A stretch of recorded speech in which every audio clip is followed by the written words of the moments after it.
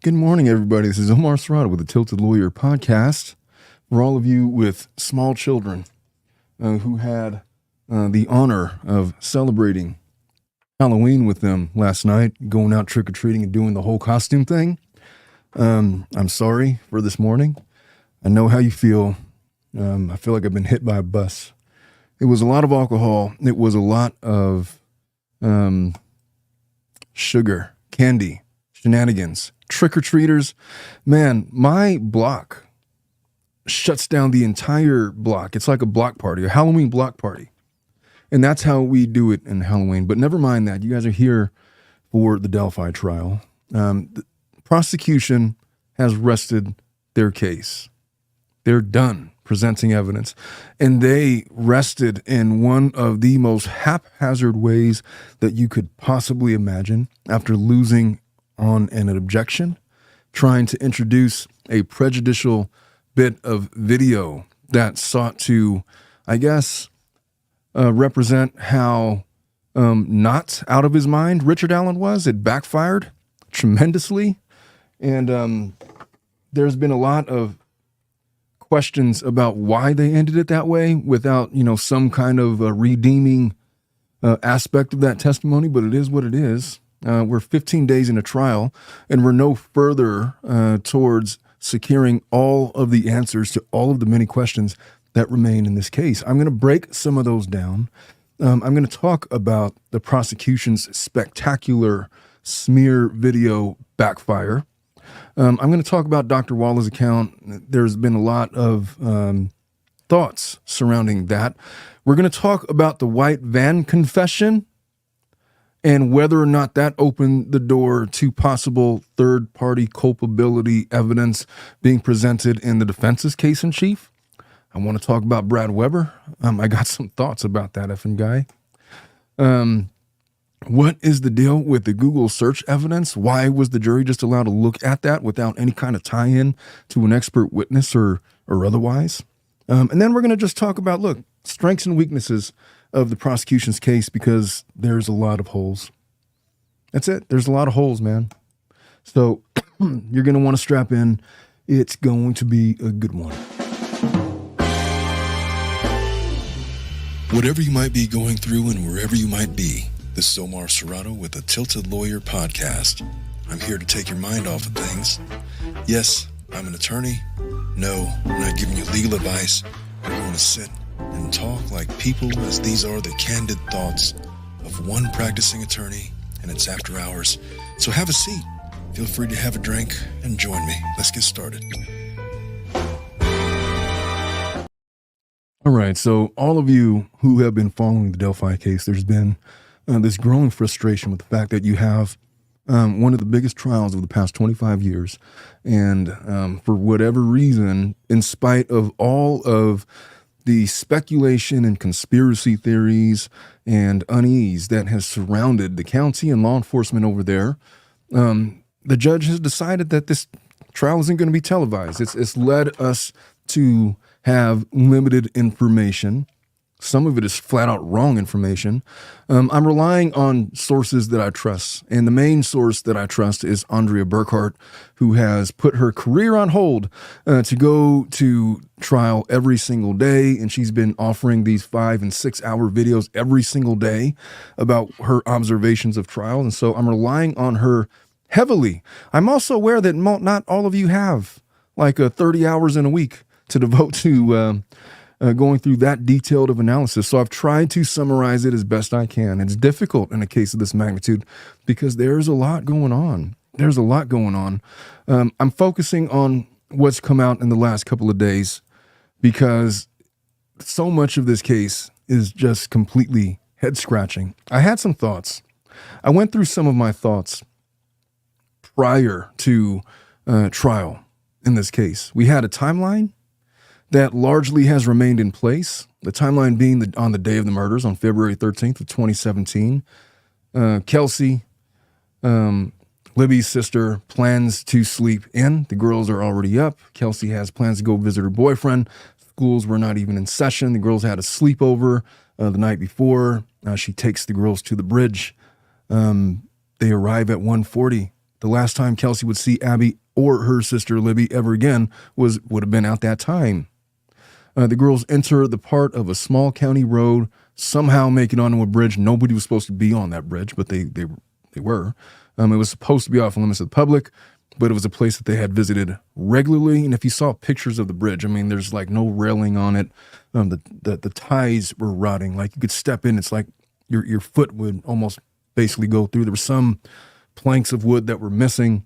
Extremely dangerous. Not anything that, as a grown adult, that you would venture to go on voluntarily, but as children, of course, Around 3:30, Derek calls grandma, indicating that the girls weren't returning phone calls. Kelsey has a couple missed calls from her grandma.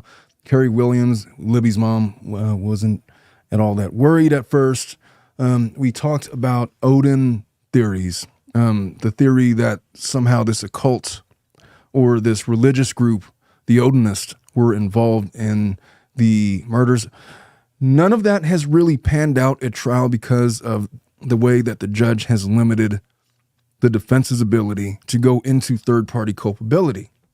The question is whether or not the door has been opened for them to examine that a little bit based on what happened at trial. So that's kind of, in a nutshell, what the trial has been based around in terms of at least the timeline.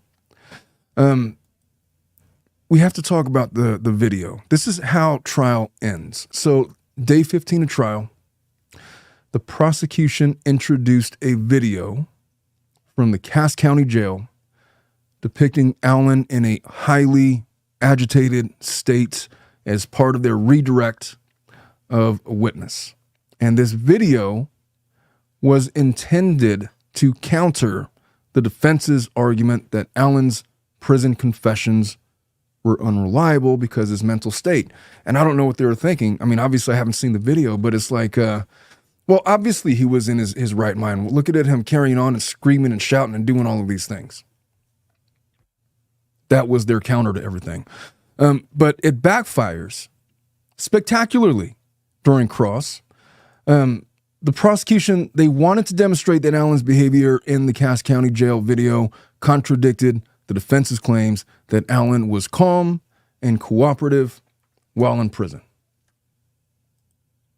And in the course of doing that, pardon me while I embiggen my notes here so I can see what I wrote down. They wanted to contradict the defense's assertion that he was just calm, cooperative guy, for all intents and purposes, being cooperative.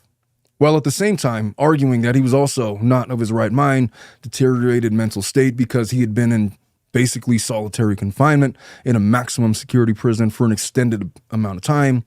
We talked in my last video about the Reed technique and the coercive torture, psychological torture that he's been forced to endure as part of this case. So in this video, it was supposed to be video of Allen screaming, yelling, behaving erratically. They sought to, they wanted to show that, just to show it, because somehow that was going to be the big contradiction. Even though it kind of fit into the defensive narrative, if you're going through a state of mental deterioration, it would stand to reason that there might be moments where you might be losing your shit like that with whatever was shown on that video.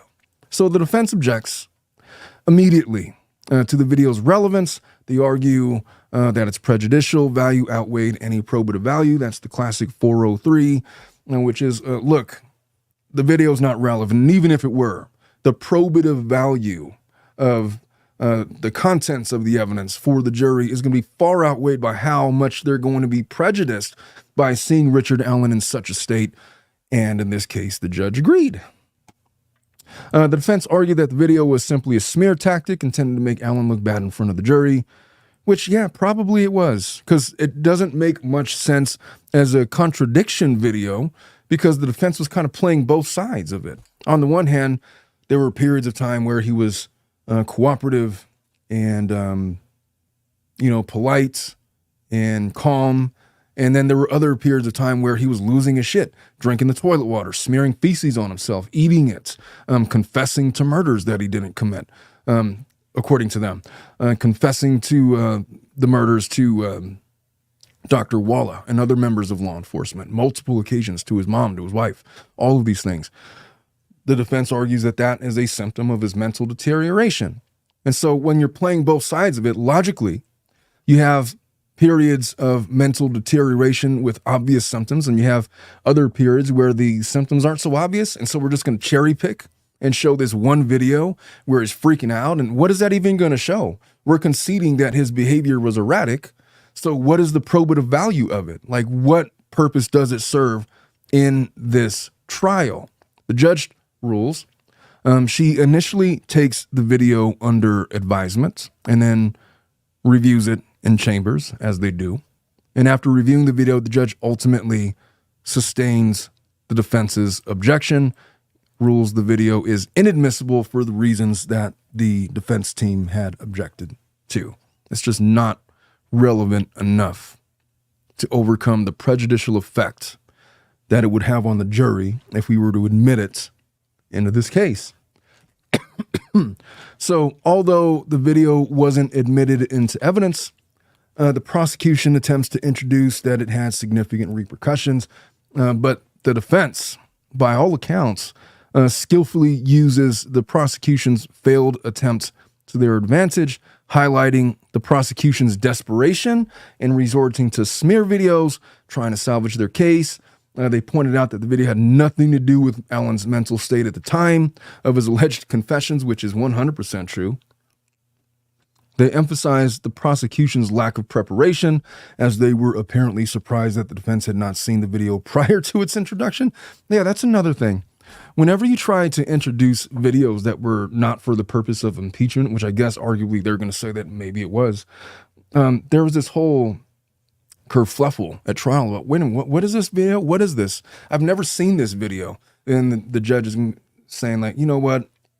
We're going to take the morning. You're going to have some time to review it, whatever. Obviously, they're pissed off. We're sitting here day 15 of trial. You're trying to introduce a video against my client that we've been litigating this case for a couple of years now. This is the first time hearing about it. That's bullshit. Complete bullshit. Does it speak to desperation? Does it speak to their lack of preparation? I'm not so sure about that. I think it was something that they had in their back pocket. I think that there was probably a time and a place to try to introduce that video evidence, but the way that it came out and what they offered it for didn't make a whole ton of sense. And it's impossible to know right now for sure how the jury is perceiving what happened. You know, it's always difficult because, look, I always have the belief that whenever you're in a jury trial, the jury is going to find somebody to trust. It just goes back to the Jerry Spence handbook of how to conduct a trial.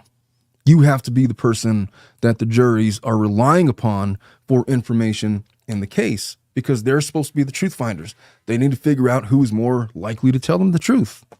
And if one side appears unprepared, if one side appears desperate, if one person is objecting too much, that could be perceived by a jury as maybe that we're touching upon weaknesses in their case that they're trying to cover up.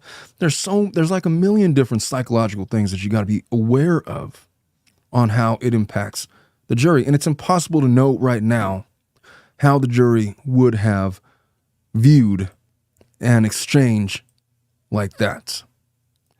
But Andrea Burkhart suggests that the prosecution's attempt to introduce the video may have backfired based on what she saw as she observed the jurors when that was all going down.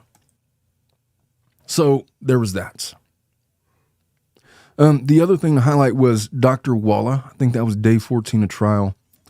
She is a clinical psychologist at Westville Correctional Facility. She testified that while Richard Allen was under her care, he confessed. Now, remember on my last video, just to bring it back a little bit, I told you guys that it's not all that important that Richard Allen confessed, because of course he did multiple times and nobody's disputing that. The only question that I really had was, what part of those confessions contained information that was either not known to the public and or divulged to him prior to the confession, and or only things that the killer would have known that was not available to anybody else. Basically, insider information, location of wounds, manner of death, observation of birthmarks, whatever it might be, the use of a particular medication for, whatever purpose. I've been looking for that. And the big detail that the prosecution relies on with respect to these confessions that wouldn't have been known to the general public is the presence of a white van. Now, that may have backfired because that white van, it turns out, didn't belong to Richard Allen. It belonged to this guy, Brad Weber, who had, an incendiary exchange with the defense attorneys in this case that may have opened the door to third-party culpability as the defense begins to present their case to the jury. It's a lot to take in, but let's get into it. Dr. Walla, she says that Richard Allen was under her care, confessed to the murders of Abby and Libby.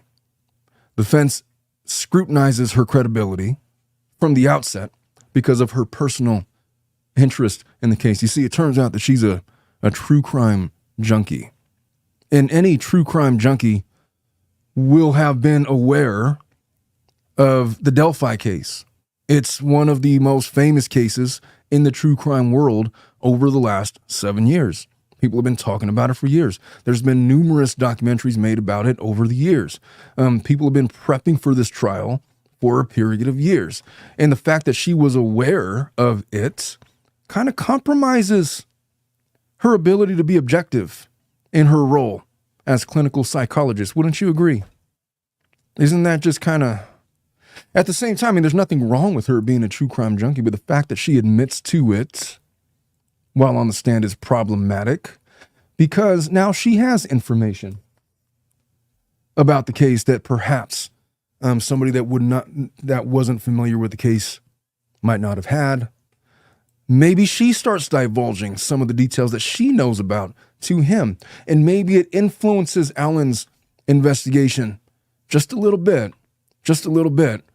to make it more credible that, maybe he actually is. Maybe this is a credible confession. Now, look, there was a comment on my last video, and I want to pull it up because I appreciated the comment. And I believe it comes from a good place, but it asked me specifically a question that I thought deserves an answer. Now, let me just see if I could find it really quick before I don't completely butcher this. Where is it? I should have just already had this up. I apologize. This is live. They were essentially questioning my motives in covering the case in the way that here it is. So this person, Chris Worthington, asks, so what is this you hope to achieve putting these videos out? Is it to rile up the public and create backlash, and somehow this will put pressure on the jury or the authorities and it somehow will help free him?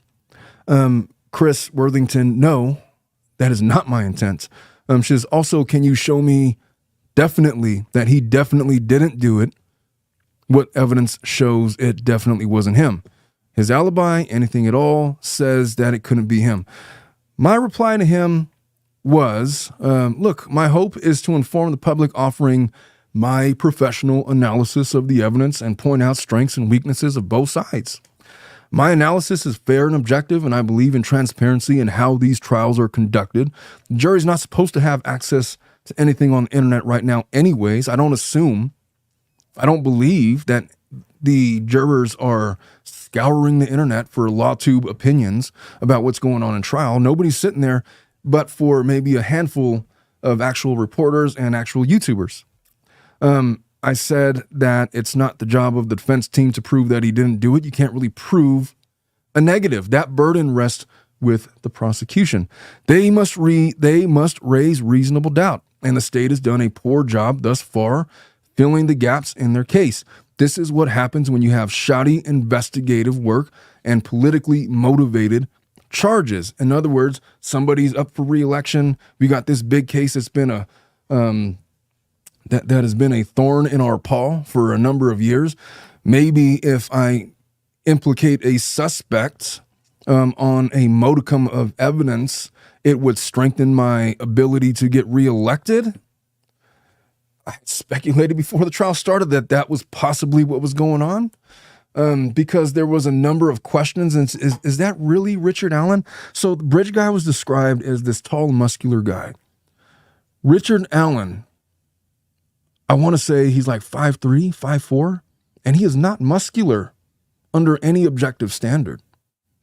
He doesn't look like the stout, healthy-looking guy that was walking down the bridge in that video. Just doesn't. He kind of sort of does, I guess, but the bridge guy was so covered up. I mean, you could argue that that was just about anybody. There's no defining features, and we don't have any experts to testify as to, based from that angle, taken from that distance, with everything, maybe the dimensions of the bridge or something. Nobody used physics to figure out how tall that person would have been in the video, and whether or not it corroborated with the profile of what is known with Richard Allen, at the very least his height. So there's been questions. Look, from the time that Richard Allen was listed as the suspect, had assumed that the prosecution must have some hard evidence on this guy. And I've always believed, until I actually started looking into the strength of the prosecution's case, that he's probably the guy. He probably did it. He effing confessed. I am no different than anybody else. I am swayed by a good confession. If somebody confesses to a crime, I was very much, prior to myself becoming an attorney and working on some of these criminal cases, heavily influenced by the presence of a confession, because it's like, why would you ever confess to something? Not understanding the real psychological trauma that occurs when you are sitting in a prison cell without access to the outside world, without access to your loved ones. I've heard somebody say, oh, but he had an iPad and he could communicate with them through that. Bullshit, he did. Well, I'm not saying bullshit, he had an iPad, but I'm venturing to guess that that visitation, whatever privileges he had in that iPad, were probably limited. It probably didn't allow for photographs or videos. It certainly didn't allow for internet access. And what if, his, I just don't know what the parameters were for him to be able to contact family through an iPad. It's not going to fix the idea that you're sitting there isolated from real human contact, from anybody, for an extended period of time in a maximum security prison. And then all the while you're constantly berating him and telling him that he's the guy that did it, using read techniques that have been highly scrutinized for decades now, and say that, well, we got our confession, and then not be able to offer a single solitary detail that wasn't already available in either discovery or offered to the general public.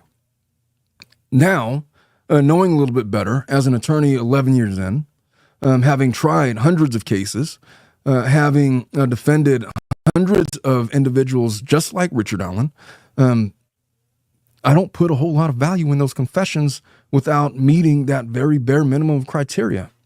And the way that they've tried to get around it by Dr. Walla's testimony was, incomplete. They're supposed to close the holes to reasonable doubt. If he offered like, oh, they were posed in such and such a way and there was branches on top of them, or, whatever that wasn't available to the public or in discovery, then it's like, what, that's pretty compelling. He wouldn't have known that otherwise. Fine, he did it. There's plenty of confessions like that. There's plenty of them.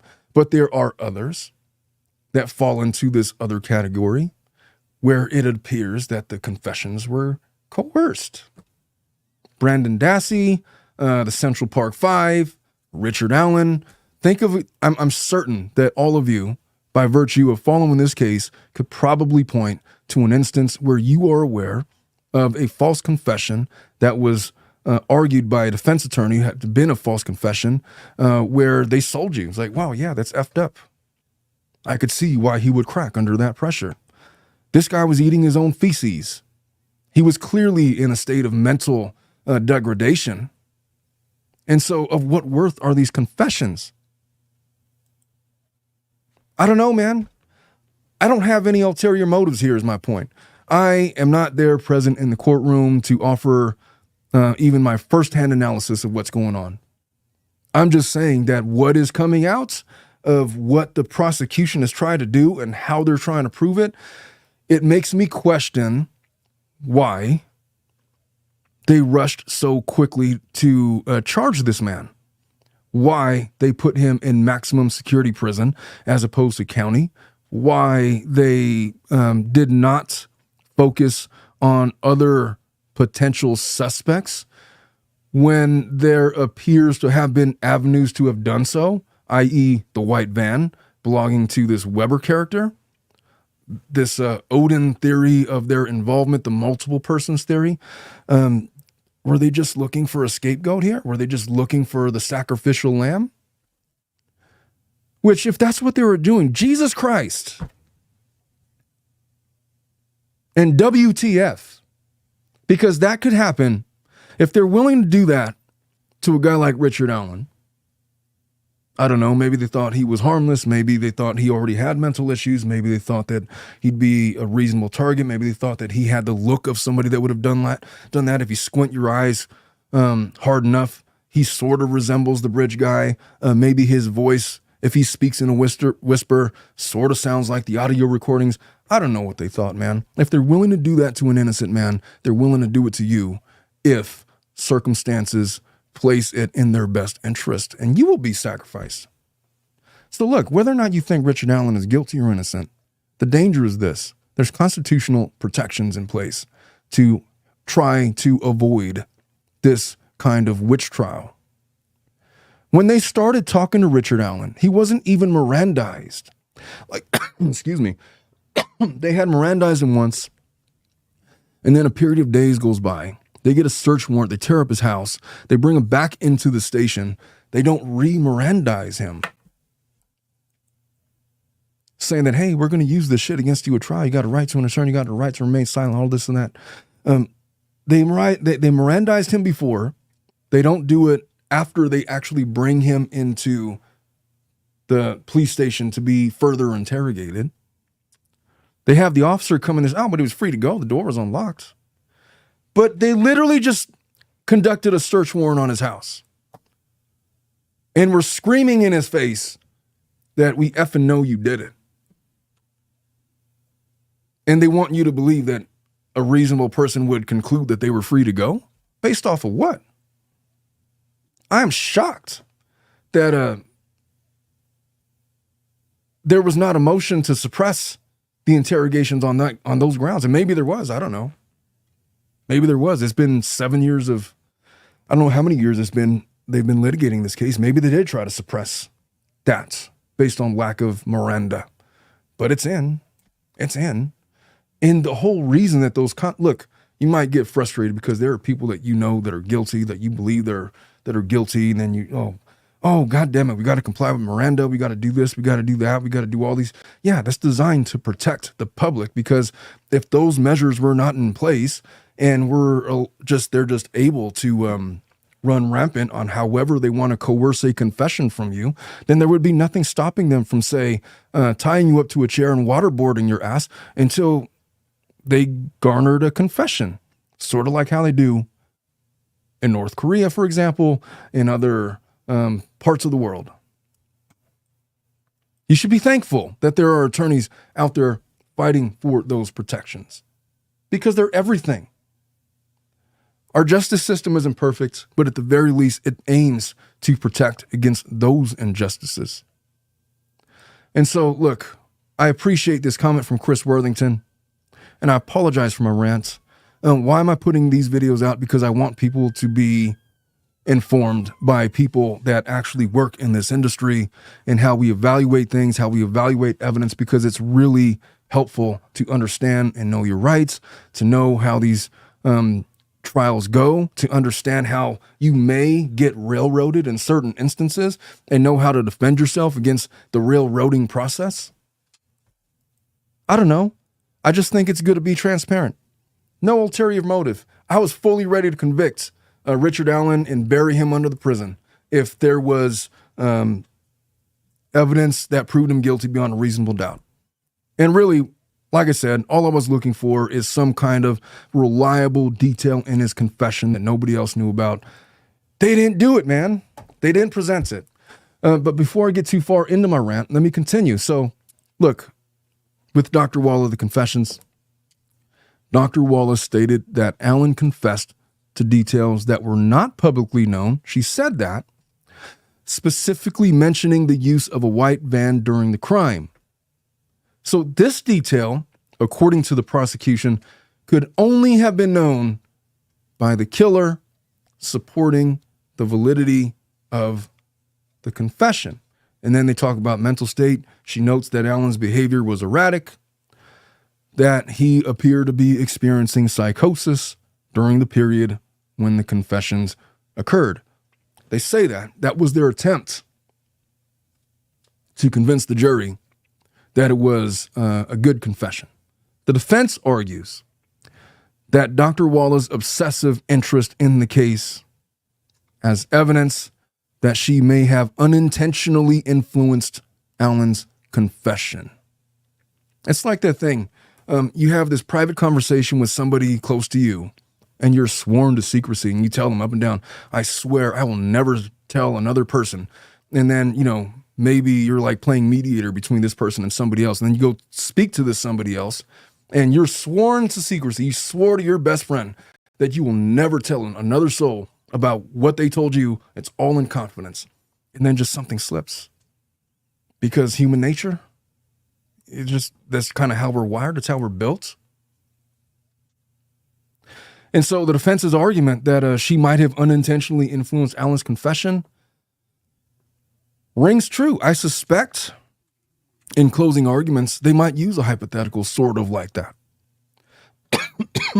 They argue that her actions compromise her objectivity, which I would agree. And potentially tainted the confession's authenticity. And even if she tried to remain objective, like, could you really? If you saw pictures of Abby and Libby in the way that they were posed with all their injuries as they were deceased, and you have a guy that's over here telling you that he did it, and you have law enforcement telling you that this guy did it, he's literally sitting there in a max security prison because everybody thinks that he did it. Could you really be objective to that? Could you get over the emotional trauma of seeing these two beautiful little girls deceased at the hands of a monster? And if you look at Richard Allen, when he's shackled up in his prison garb, as he is in a mentally deteriorated state, wouldn't it be easy to label him as the monster? As a Silence of the Lambs style killer, without perhaps the mental acuity and savvy of Anthony Hopkins? I don't know, man. Kind of hard to be objective, if you ask me. I couldn't do it. Maybe she's better than I. Who knows?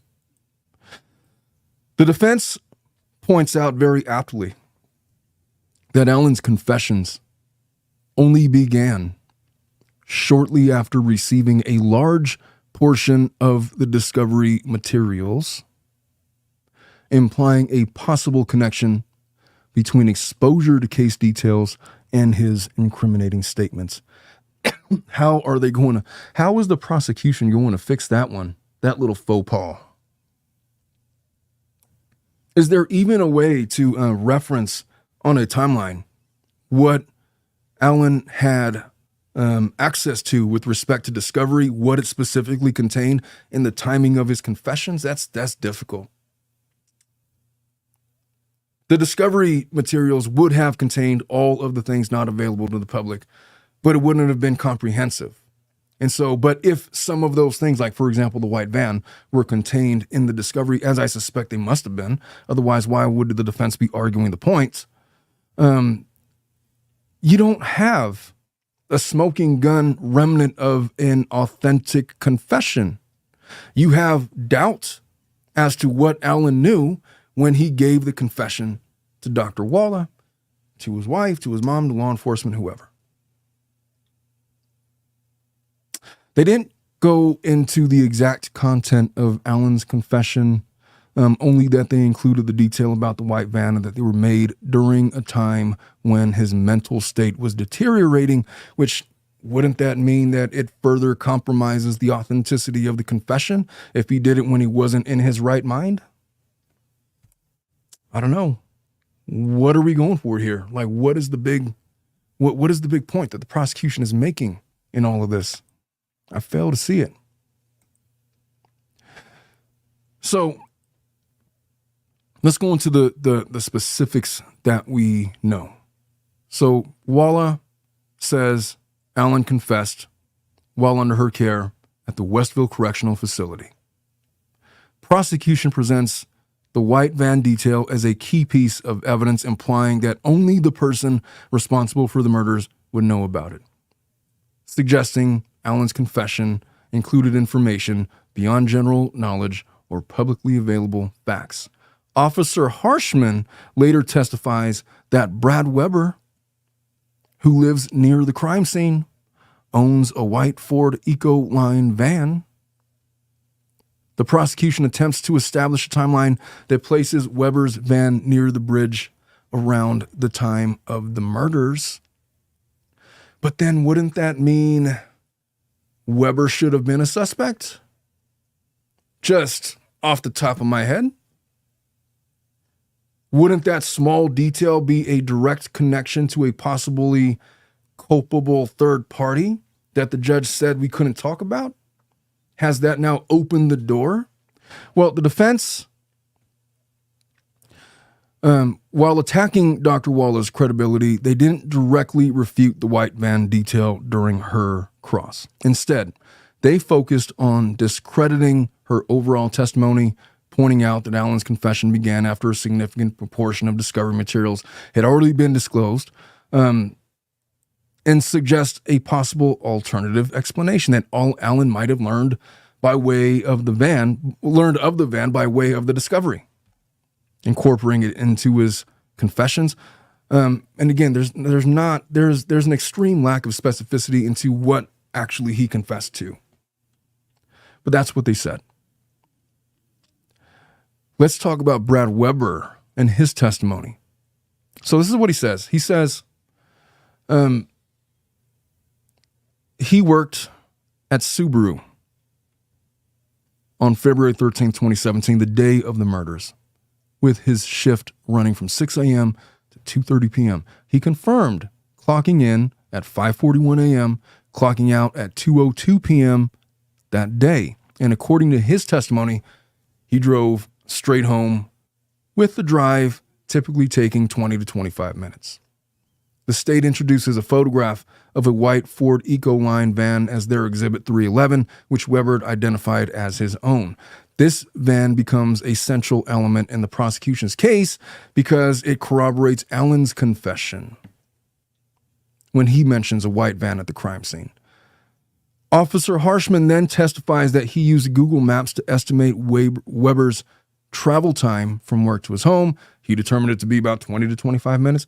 This timeline, if accurate, would place Weber's van near the bridge around the time the girls' cell phones went out of range. And during cross, defense attorney Brad Rossi confronts Weber. This is where I get really frustrated that this trial is not being televised. So Brad Rossi confronts Weber with a previous statement he had given to law enforcement just days after the murders on February 18th of 2017. In his previous statement, Weber claimed he did not go straight home after work, but instead went to work on ATM machines. Weber vehemently denies this previous statement on the stand. He becomes visibly agitated, angry. Due to this inconsistency, Rossi issues Weber a subpoena right there on the stand, indicating that the defense, we're going to be calling this effing guy back up as a witness later, perhaps during their case in chief. And I suspect it might have something to do with third-party culpability. Imagine you're on this jury Hey, Dominic, how am I doing with time? You're good right now. You have 40 minutes. Ooh, Jesus. That hit me wrong.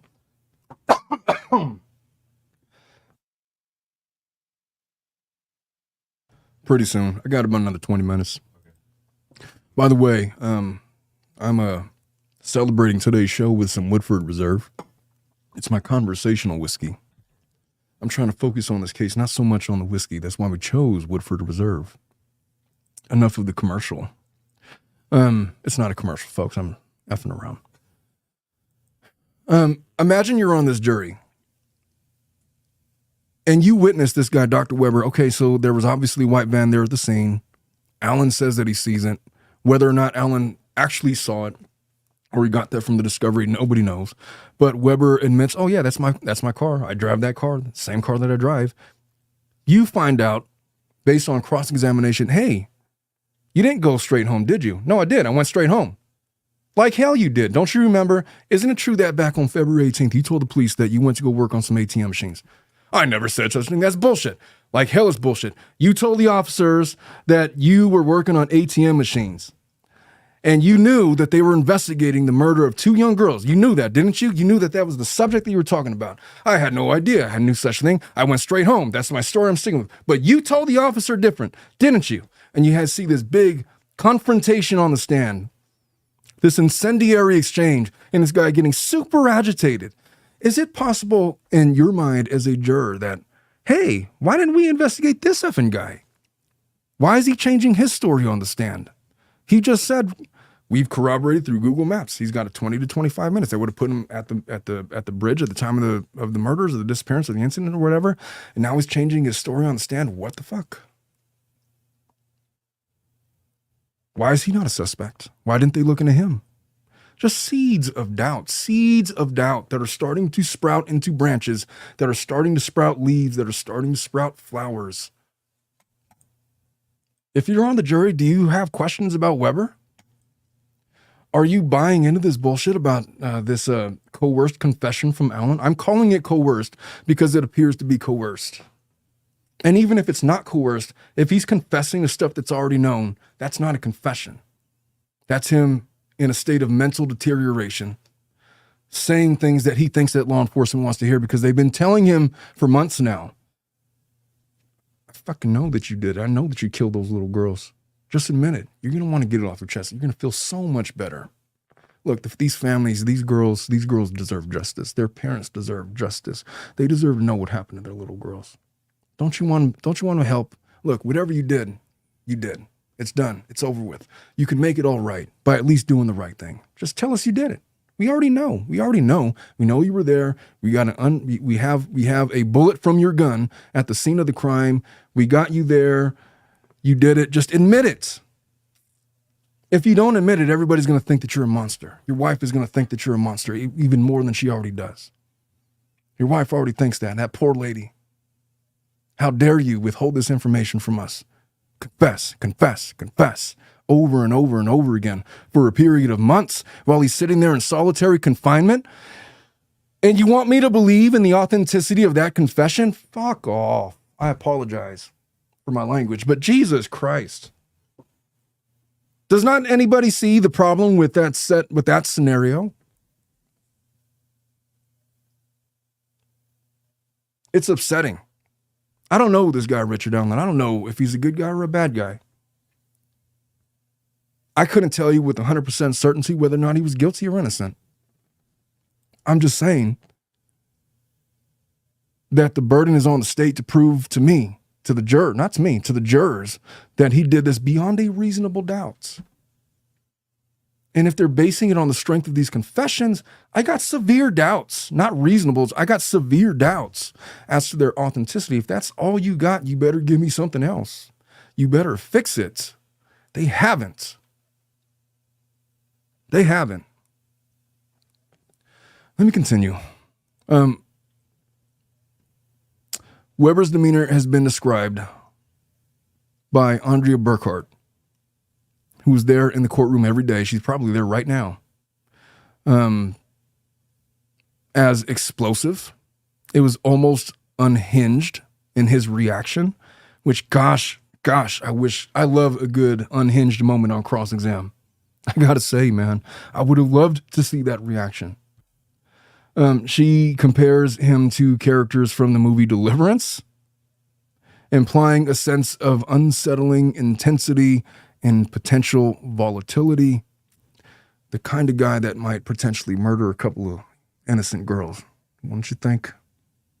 I mean, I don't know who. Dominic, you ever saw that movie Deliverance? I did not. Well, for the benefit of your virgin eyes and ears,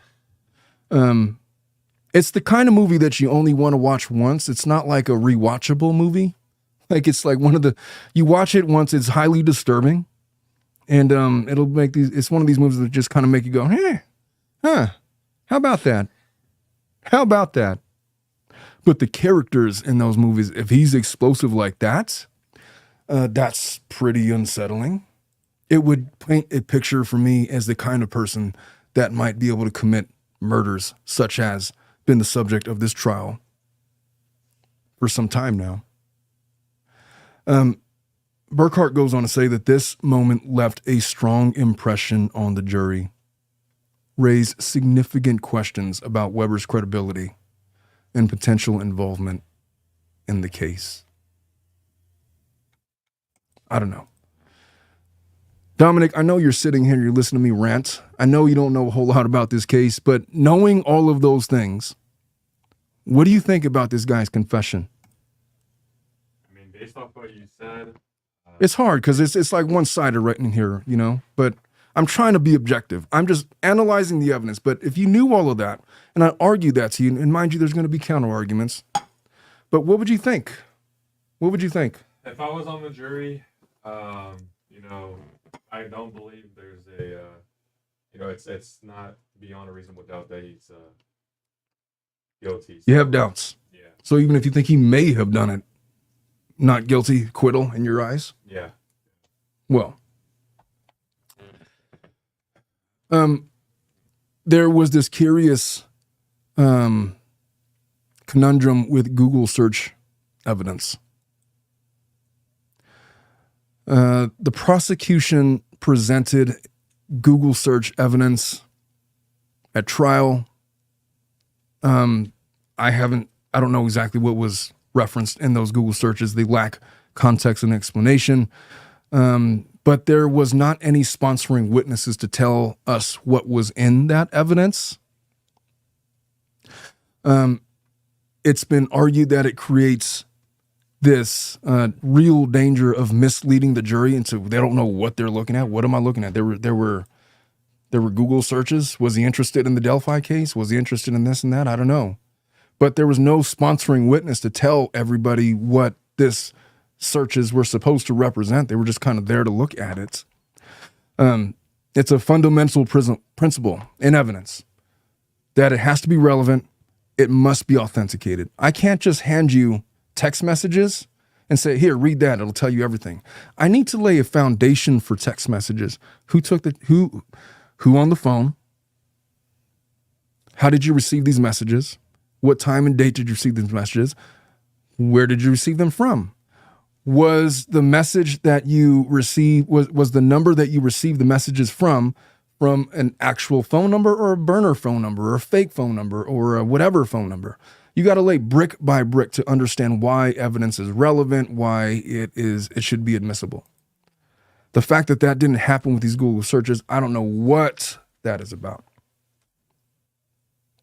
In the case of these Google searches, it's been indicated that the prosecution never established a foundation for it, linking the searches to Richard Allen or demonstrating their relevance to the case. They just handed printed copies to the jury without demonstrating how or why they are connected to Allen, leaving a gaping hole in the evidentiary chain that we're supposed to rely upon to have meaningful trials.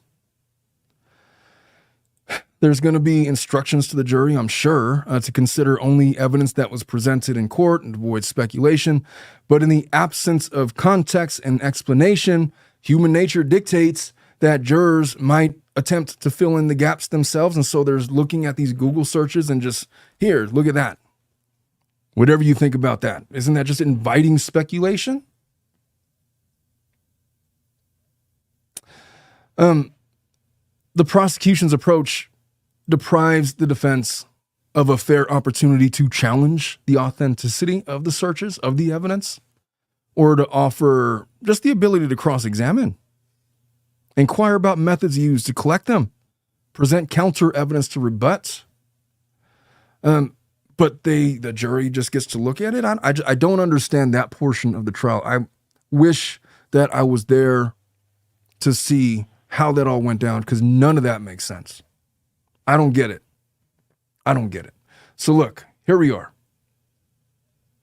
Could we talk about the strength of the prosecution's case? As they have rested, this is what I have, is the strength of their case. They're relying heavily on the confessions, obviously.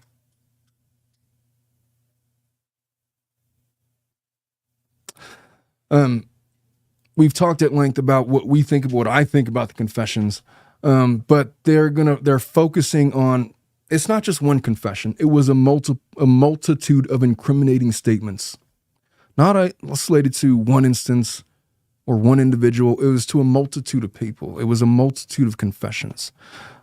He said this multiple times over different time periods. Referred to recorded phone calls, video recordings of conversations that Allen had, and claims that he confessed to fellow inmates and during therapy sessions with Dr. Walla to his wife.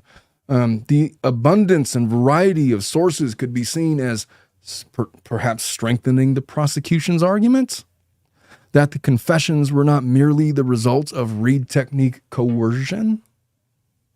They're going to rely on Dr. Walla's expert opinion. The prison psychologist, that was their expert witness, despite the defense's multiple attempts to undermine her credibility, they're going to argue that her professional opinion that Allen confessed to her during therapy sessions was an authentic confession, I guess. They're going to rely on the unspent bullet that we had talked about that was found near the victims' bodies, arguing that it came from a Sig Sauer P226 pistol, the same type of firearm owned by Richard Allen. They're going to rely on forensic expert testimony that's been presented so far, indicating that it came from Richard Allen's gun. Problem with that is they haven't been able to replicate the marks in their independent tests. So how much is that really worth? We got the Bridge Guy video, photographic evidence, captured. I mean, everybody knows about the Bridge Guy video. They're going to say that, it resembles him, I guess. They must. It's never been offered as conclusive proof, though, as definitely being Richard Allen. There's been problems with the eyewitness testimony in that they can't agree on a description for the guy. The only, reliable evidence we have is the video of Bridge Guy. Problem is, the eyewitnesses were all over the place as to be, so what do we do with that? They're going to rely on the Google searches, the phone data, saying that maybe he had an uncanny interest in the Delphi murders, but, maybe he was a true crime junkie. I don't know. Maybe he was just interested in a high-profile case that was the subject of a place of where he lives in close proximity. I don't know. They're going to try to use his phone data as corroboration, placing him in the vicinity of the crime scene to corroborate details from his alleged confession. But there's been challenges and arguments made against the accuracy and the interpretation of phone data. Is that enough to get over the hump of establishing beyond a reasonable doubt? I have heard that the prosecution during opening statements spun an incredibly compelling narrative about what they thought happened to those two girls. Burkhart says that they presented a strong and emotionally compelling narrative during their opening statements, connecting the dots between the evidence and Allen's alleged actions.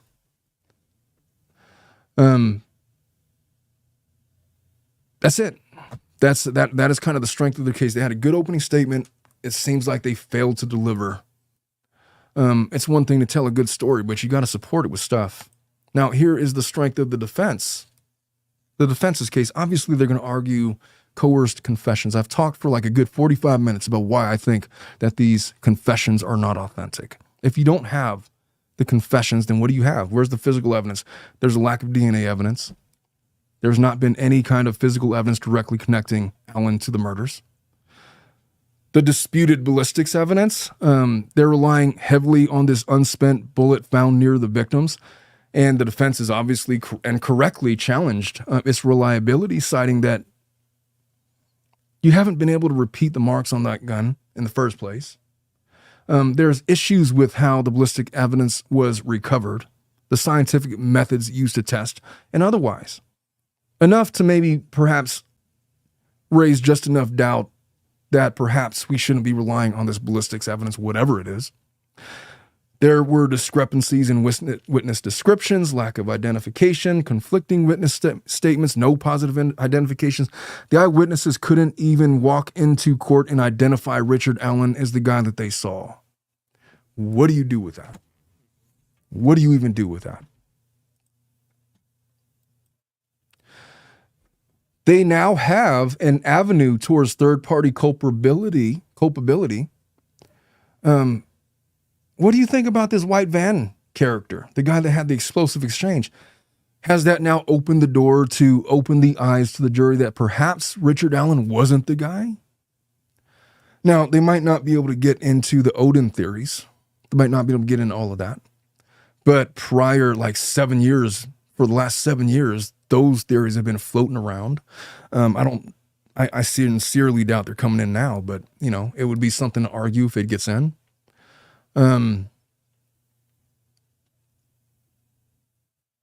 There's holes. There's holes. There's holes. There are at least 5 avenues towards reasonable doubt that the defense could rely upon in closing arguments. They're supposed to be presenting their case. The state is just rested. And so we'll see what happens. I don't think that they're going to have Richard Allen testify. I would not put that guy on the stand for any reason. The guy literally confessed to crimes. He can't handle the pressure. I mean, I don't know what he's like, but there's no good reason to put him on the stand with the way that the case is going right now. He should exercise his Fifth Amendment right to sit there and observe the trial.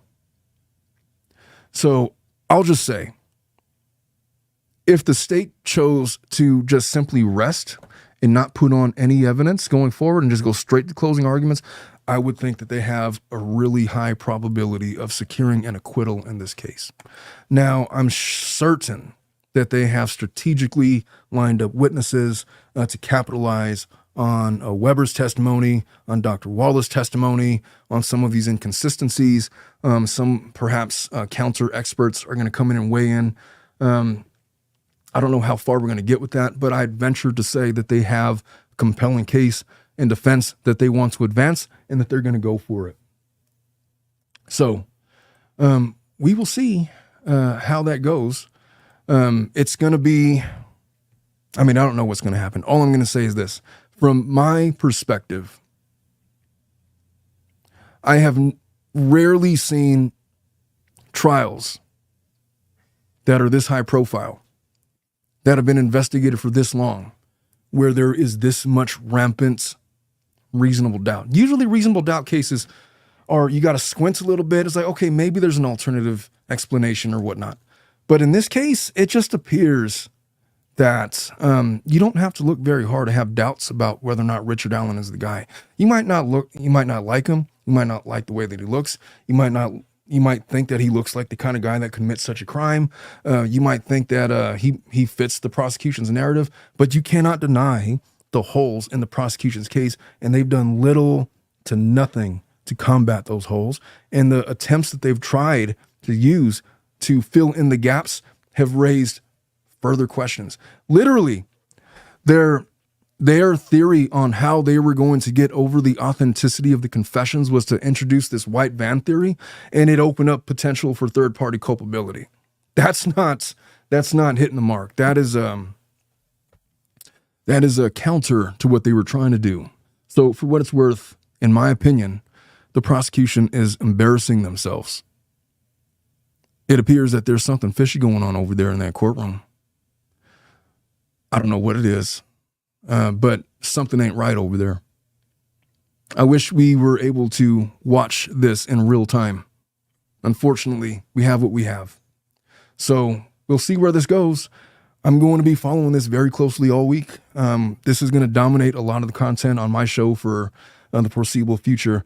I promise I'm going to be covering the Sarah Boone, wrapping up her conviction and all of that, closing arguments. I will offer my analysis of that. I have a lot to say, but it's not more important than this Delphi case at this point in time. There's something foul going on over there, and I'd like to ferret it out if possible. So look, that's all I got for Delphi today. For the rest of you, I'm about to jump into some family law after dark. I'm going to be joined by Bruce from Oregon, by Melissa, and maybe a few others. We will see, but it's going to be a wild one. So Dominic, if you haven't already done so, could you drop the link to Flat over there in the comments? I will see you guys over there. If you guys can't find it for whatever reason, just simply go to my channel. It's going to be scheduled to start. Join me over there, and we're going to have a good time doing some family law after dark. I love you all, and have a wonderful weekend. Be safe out there. We'll see you guys next time. Bye-bye.